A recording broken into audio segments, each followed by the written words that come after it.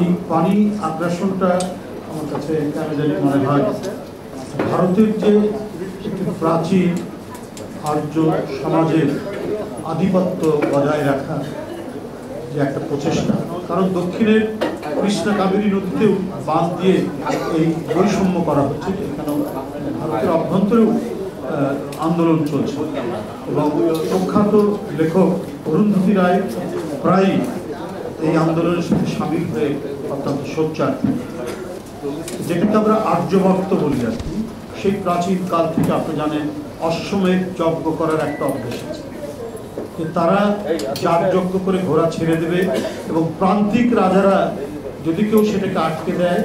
তাহলে বুঝতে হবে সেই রাজা কেন্দ্রীয় সম্রাটের প্রতি অবজ্ঞা করছেন, সুতরাং সেই তখন এই যে একটা ডক্ট্রিন তাদের মাথার মধ্যে কাজ করে, সেখান থেকে তারা এখন তারা যেটি করবেন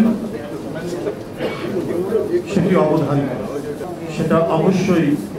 পালনীয়, সেটা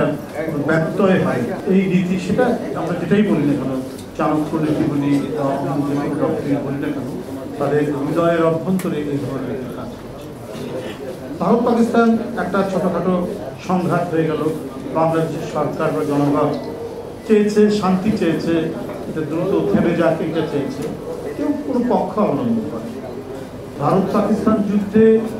পাকিস্তানকে তো যেভাবে তুলোধনা করা দরকার করছে তাদের মিডিয়া, অবশ্য সেখানকার মানুষও বলে গদি মিডিয়া, মানে গদির সাথে সংশ্লিষ্ট যে মিডিয়া, তো এরা যেভাবে বয়ান তৈরি করেছে, অপপ্রচার ক্রমাগতভাবে দিয়ে গেছে এবং এই অপপ্রচারের ব্যাপারে আন্তর্জাতিকভাবেও কিন্তু প্রতিবাদ,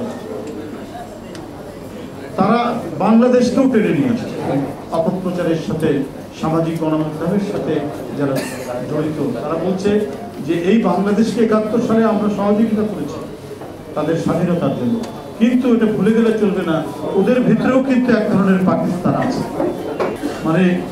রূপক অর্থে তারা অন্য একটি কথা বলে যাচ্ছে, তাদের হৃদয়ের মধ্যেও একটা পাকিস্তান। এই যখন মেন্টালিটি, এই যখন মানসিকতা, আমরা সেখান থেকে সমমর্যাদা সম্পন্ন কোনো কিছু পাবো এটা আশা করি।